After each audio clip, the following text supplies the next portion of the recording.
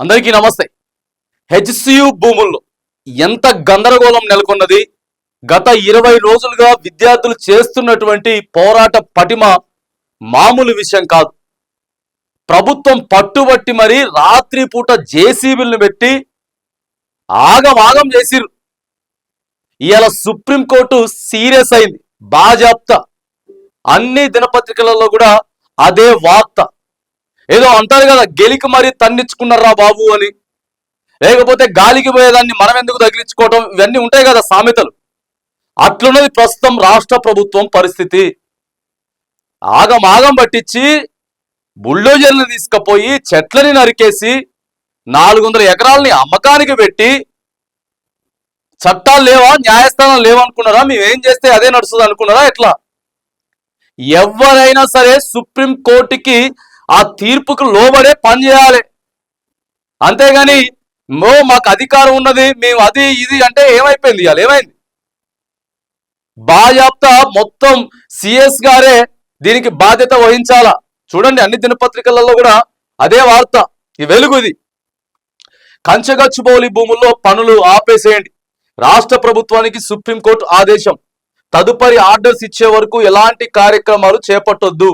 అటవీ ప్రాంతం కాకపోయినా చెట్లను నరికేయడానికి పర్మిషన్ తీసుకున్నారా? 3 రోజుల్లో 100 ఎకరాల్లో చెట్లను కొట్టేయడం ఏమిటి? నెల రోజుల్లో ఎక్స్పర్ట్స్ కమిటీ వేసి 6 నెలల్లో రిపోర్ట్ ఇవ్వాల్సిందే. లొకేషన్ ను సిఎస్ విజిట్ చేసి ఈ నెల 16 లోపు అఫిడవిట్ దాఖలు చేయాలి. నిర్లక్ష్యంగా ఉంటే సిఎస్ జైలుకు వెళ్లాల్సి ఉంటుందని చెప్పి హెచ్చరిక. ఎంత స్ట్రాంగ్ గా వీళ్ళకి దెబ్బ తగిలిండకపోతే వెలుగు దినపత్రిక ఇట్లా రాసుకొని వస్తుంది చెప్పండి? దీన్ని డైవర్ట్ చేసి కన్వర్ట్ చేసి వాళ్ళకు అనుకూలంగా మలుపుకొని తిప్పుకొని రాసుకేటటువంటి దినపత్రిక కూడా చూడండి ఏం రాసిర్రు. సిఎస్ అక్కడికి పోవాల్సిందే, విజిట్ చేయాలి, 16 తారీఖు లోపు దాఖలు చేయాలి, అఫిడవిట్ దాఖలు చేయాలి. ఎందుకు చెట్లను నరికేసిర్రు? ఏం అధికారం ఉందని చెప్పి మీరు చెట్లను నరికేసిర్రు అని చెప్పి ఇలా ప్రభుత్వం బాజాప్తా సీరియస్ అయింది. ప్రభుత్వం మీద ఇలా సుప్రీంకోర్టు సీరియస్ అయింది. అన్ని అవే వార్త. మరి ఏం చెప్పారు ఇన్ని రోజులు? దయచేసి వద్దండి బాబు, మీరు ప్రకృతికి విరుద్ధంగా పోతా ఉన్నారు, మూగజీవులను చంపేస్తా ఉన్నారు. దేనికోసం ఇదంతా కూడా? రాత్రికి రాత్రే ఎందుకు చెట్లను మొత్తం దొంగతనంగా జేసీబీలు పంపించి 100 మంది పోలీసులలో పెట్టుకొని ఏంది పరిస్థితి? ఒకవేళ ప్రభుత్వ భూములైనా కూడా ప్రభుత్వం ఏం చేస్తుందో ప్రజలకు చెప్పాలి కదా అని చెప్పేసి అంటే ఆగిరండి.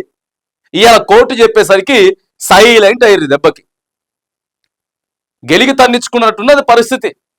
ఇక చూడండి, తక్షణమే పనులు ఆపండి. కంచగచ్చిబౌలిలో 3 రోజుల్లో 100 ఎకరాల్లో చెట్లు కొట్టేయడం ఏంటి? అనుమతులు, పర్యావరణ ముదింపు పత్రాలు ఉన్నాయా? అక్కడ వన్యప్రాణులతో కూడిన అటవీ ప్రాంతం ఉన్నట్లు ఆధారాలు ఉన్నాయట. సుప్రీంకోర్టు వ్యాఖ్యలు సుమోటోగా విచారణ. గంటల వ్యవధిలో హైకోర్టు రిజిస్ట్రార్తో క్షేత్రస్థాయి పరిశీలన. అనంతరం స్టే ఉత్తర్వులు. ఉల్లంఘిస్తే సిఎస్దే వ్యక్తిగత బాధ్యత అని కూడా హెచ్చరించిన కోర్టట. 16వ తేదీలోపు ప్రభుత్వం అఫిడవిట్ దాఖలు చేయాలని చెప్పేసి ఆదేశం. ఎంత చెప్పినా కూడా వద్దండి వద్దండి వద్దండి అంటే విన్నారా?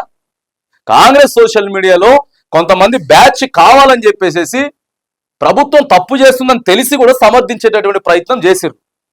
ఇప్పుడు చేయండి, ఇక పోండి ఒకసారి. ఇప్పుడు పోయి జేసీబీలు పట్టుకొని పోండి. జేసీబీలు పట్టుకొని పోయి ఒక్క చెట్టునన్న ఇప్పుడు నరికి చూడండి. ఇదా కథ? ఇదా మీ ఉద్దేశం? ఇట్లనా? ఈ రకంగా ఉంటుందండి. ఇగో జైలుకు పంపిస్తాం. సిఎస్ సర్కార్కు సుప్రీంకోర్టు వార్నింగ్. హెచ్సిలో అన్ని ఆపేయాల్సిందే అని చెప్పి ఆదేశం. ఒక్కళ్ళు కూడా లోపలికి పోనీకి వీల్లేదు. ఈ యూనివర్సిటీకి భూములు వదిలేయండి. అటవీ అనుమతులు ఉన్నాయా? ఏంది కథ? చట్టాన్ని మీ చేతుల్లోకి ఎలా తీసుకుంటారు? చెట్లను నరకమని ప్రభుత్వం చెప్పిందా? హెచ్సిలో ఏ ఉల్లంఘన జరిగినా సిఎస్దే బాధ్యత. అవసరమైతే సస్పెండ్ చేసే అధికారం కూడా ఉంది. ఈ నెల 16 వరకు సమాధానం ఇవ్వాల. ప్రభుత్వాన్ని ఆదేశించిన సుప్రీంకోర్టు ఎస్యు భూమిలో చెట్ల కొత్తివేతపై సుప్రీం స్టే. హైకోర్టులో స్టే విచారణ 7కు వాయిదా వేసిరు. తర్వాత హెచ్సియు భూముల్లో చెట్లు నరకడంపై సుప్రీంకోర్టు ఆగ్రహం వ్యక్తం చేసింది. వెంటనే అన్ని పనులు ఆపేయాలంటూ మధ్యంతర ఉత్తర్వులు ఇచ్చింది. చెట్లను నరికి అభివృద్ధి చేయాల్సిన అవసరం ఏముందని ప్రశ్నించింది. ఆదేశాలు పట్టించుకోకుండా హెచ్సియులో ఏదైనా ఉల్లంఘన జరిగితే సిఎస్ బాధ్యత వహించాలని చెప్పి ఇవాళ ఎవడన్నా తీసుకపోయినా కూడా, ఏదైనా జరుగుతున్నా కూడా వీళ్ళే కాపాడాల్సినటువంటి పరిస్థితి. ఇప్పుడు ఇదే సిఎస్ గారు, ఇదే ముఖ్యమంత్రి గారు, ఇదే రాష్ట్ర ప్రభుత్వం ఆడికి ఒక్క జేసీబీ కూడా పోకుండా కాపాడాల్సినటువంటి బాధ్యత వీళ్ళది. చూడండి కథ ఎట్లా అడ్డం తిరిగింది, కథ ఎట్లా అడ్డం తిరిగిందో చూడండి. అంటే మంచిని మంచనే చెప్పాలి, మంచిని మంచనే చెప్పాలి. కొన్ని కార్యక్రమాలు చేపడుతున్నప్పుడు ప్రభుత్వం చేపడుతుందనే చెప్పాలి. ఇదేందండి బాబు, చెట్లను నరికేసుకుంటా, ఏదో డెవలప్మెంట్ అనుకుంటా, 400 ఎకరాలను అమ్మేసుకుంటా, విలువైనటువంటి భూములు దాన్ని బిజినెస్ పరంగా మార్చుకొని ఇదా వాళ్ళకి సంబంధించినటువంటి మంత్రులే, వాళ్ళకి సంబంధించినటువంటి నాయకులంతా కూడా ఆడ అవి కొనుక్కొని బిల్డింగులు కట్టుకొని లక్షల కోట్లను పోగేసుకునేదానిక ఇదంతా డ్రామా? ఈ డ్రామా కోసమా ఆడ ఆగమాగం పట్టించేది మీరంతా? నిన్న కరెక్ట్గా సరిపోయింది వీళ్ళకి.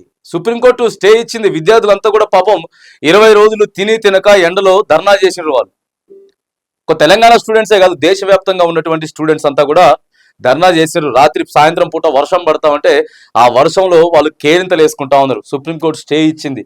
ఇవాళ వాళ్ళకి ఏమైనా వస్తుందా?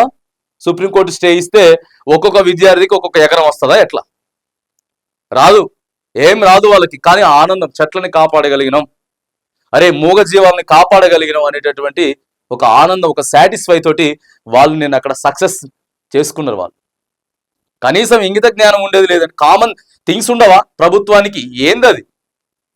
ఇంకా ఏడ దొరకలేదా? దాంట్లో మళ్ళీ గుంట నక్కలు ఉన్నాయని చెప్పారు స్టూడెంట్స్ని పట్టుకొని. సంబంధం లేని దాన్ని అలా గెలుక్కున్నారు. పెద్ద ఎత్తున హెచ్సియు భూముల వల్ల పెద్ద ఎత్తున రాష్ట్ర ప్రభుత్వానికి వ్యతిరేకత చాలా ఎక్కువ వచ్చింది, పెద్ద ఎత్తున వచ్చింది వ్యతిరేకత. ఈ 15 రోజులకెళ్ళి సినిమా మొత్తం మారిపోయింది, రాష్ట్రంలో మొత్తం మారింది. చేసుకున్నటువంటి చిన్న చిన్న మంచి ఏదైతే ఉందో అది కూడా సంకరాగిపోతా ఉన్నది. కనీసం ఉండాలి కదండి, కొద్దిగా కోర్టులు ఉంటాయి, న్యాయస్థానాలు ఉంటాయి. వీళ్ళు కోర్టులకు వెళ్తారు, అక్కడ ఆగిపోద్ది, స్టే వస్తుంది. స్టే వస్తే మనకు చెడ్డ పేరు వస్తుంది, బదనాం అవుతాం. ఎట్లా చేస్తున్నాం? ఇంత గుడ్డిగా ఎట్లా చేస్తున్నాం? మరి ఎవరు సలహాలు ఇస్తుండ్రో, ఎవరు సూచనలు ఇస్తుండ్రో తెలియదు. కానీ ఎక్కడన్నా కొంచెమన్నా కంచగచ్చిపోలి భూముల్లో చెట్ల కొట్టివేతపై సుప్రీంకోర్టు ఆగ్రహం వ్యక్తం చేసింది. అన్ని పనులు వెంటనే ఆపేయాలంటూ ఆదేశాలు జారీ చేసింది. 6 నెలల పాటు. ఇక ఇది 6 నెలల పాటు, మళ్ళీ తర్వాత కోర్టు ఉత్తర్వులు ఇవ్వాల్సిందే. మళ్ళా ఇది ప్రొలాంగ్ అయితేనే ఉంటది. ఈలోపు ఎన్నికలు కూడా వస్తాయి. ఏం ప్రయోజనం ఉంది చెప్పండి? ఏం ప్రయోజనం? ఏం సాధించారు దీనివల్ల? ఏం సాధించారు చెప్పు? ఏమైనా సాధించిర్రా? కానీ పెద్ద ఎత్తున వ్యతిరేకత మూట కట్టుకున్నారు. ఇక చూడండి, కోర్టు ఆర్డర్ ఇచ్చింది, స్టే ఆర్డర్. క్లియర్ గా కూడా మనకున్నది మొత్తం. ఇగో సుమోటో రైట్ పిటిషన్ సివిల్ అని చెప్పేసి కూడా March 2025 Kanchagachibowli forest state of Telangana అని చెప్పేసి కూడా మరి ఎవరెవరు రెస్పాండెంట్స్ ఉన్నారు, పిటిషనర్లు ఎవరెవరు అని చెప్పేసి కూడా వేసిర్రు అనమాట. ఇక్కడ నుంచి వెళ్ళి ఆ అడ్వకేట్లు అంతా కూడా ఆ పిటిషన్లు వేసిర్రు. పిటిషన్స్ వేస్తే దానికి సంబంధించినటువంటి విచారణ నిన్న జరిగింది. నిన్న క్లియర్ గా జరిగింది. అన్ని ప్రతిదీ కూడా నిశ్చితంగా కోర్టు అన్ని గమనించి అడిగింది, క్వశ్చనింగ్ చేసింది. ఏంది పరిస్థితి, ఎట్లా పర్మిషన్తో పోయిర్రు, ఎట్లా చెట్లను నరుకుతారు, ప్రతి పాయింట్ ని కూడా 6 months వరకు ఏం చేయడానికి లేదు అని చెప్పేసి కోర్టు ప్రతిదీ ఇన్స్ట్రక్షన్స్ పాయింట్ రూపంలో ఇచ్చేసింది అనమాట. 100 ఎకరాలు 100 acres ని ఎట్లా అని చెప్పేసి 10th point లో కూడా చేసింది. The report of the learned registered judicial of the high court of Telangana as well as a photograph sent by him depicts an alarming pictures. Huge number of trees are being felled and apart from the huge machinery is being developed, which has already destroyed an area of around 100 acres. The report also found that certain number of peacocks, deers and birds and are also seen the side area. These are ఒక్క నిమిషం. ఈ 10th point చాలా కీలకమైంది. Prima facie indications that there existed a forest inhabited by the wild animals. It further shows that there is also a lake beside the deforested area and deers are seen beside the lake అది పరిస్థితి. ఆ 100 ఎకరాల్ని కొట్టి పడేసిర్రు. దాంట్లో అనేకమైనటువంటి జింకలు ఉన్నాయి, ఆ తర్వాత నెమలులు ఉన్నాయి, పికాక్స్ ఉన్నాయి, డిఎస్బి అంతా.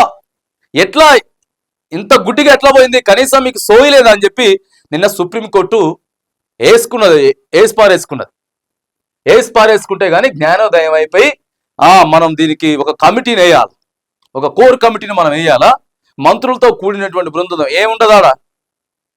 ఏముండదు ఆడ కొద్దిగా బూమరాంగ్ అయింది, రివర్స్ అయింది కదా కథ. ఏదో అక్కడ దాన్ని కొంచెం సమర్థించుకునేటటువంటి ప్రయత్నం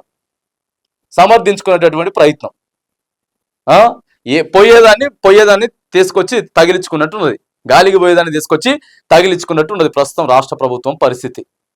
ఇవాళ అవుతుందా మరి? ఎన్నికలు 2028 ఎన్నికలలో ఇదే విద్యార్థులు మళ్ళీ సోషల్ మీడియా వేదికగా ఆయన రేవంత్ రెడ్డి సార్ ఇట్లా చేసిండని చెప్పి గుర్తు చేయరా? ఈ వీడియోలో అప్పుడు వైరల్ కావా? అయితాయి కదా. మరి ఎందుకో ఆలోచించకుండా పోతా ఉన్నారు. దేనికోసం ఇదంతా కూడా? భూములను అమ్మాలా, చేయాలా, చెట్లను నరికేయాలి, మూగజీవాలను తరిమి కొట్టాలి, ఆడ ఏం లేవు. స్టూడెంట్స్ని ఉద్దేశించి గుంట నక్కలని చెప్పి మాట్లాడడం, ఇదా? ఇట్లా చేస్తేనా ఇది ప్రభుత్వం అవుతుందా? ఎట్లా ఇవన్నీ వ్యతిరేక విధానాలు? ఎట్లా? మంచి చేయండి, మంచి చేస్తే మంచి చేస్తామని చెప్తాం, బాగా చెప్తా.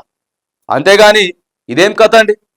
ఏదేమైనా కానీ కంచె గచ్చిబౌలి భూములకు సంబంధించినటువంటి 400 ఎకరాల ఇష్యూ ఏదైతే ఉందో సుప్రీంకోర్టు వెరీ సీరియస్ అయింది, రాష్ట్ర ప్రభుత్వం మీద సీరియస్ అయ్యారు. అసలు ఆ భూముల జోలికి కూడా మీరు పోతే మాత్రానికి మీరు జైలుకి పోతారని చెప్పి క్లియర్గా నిన్న సుప్రీంకోర్టు ఇచ్చి పడేసింది.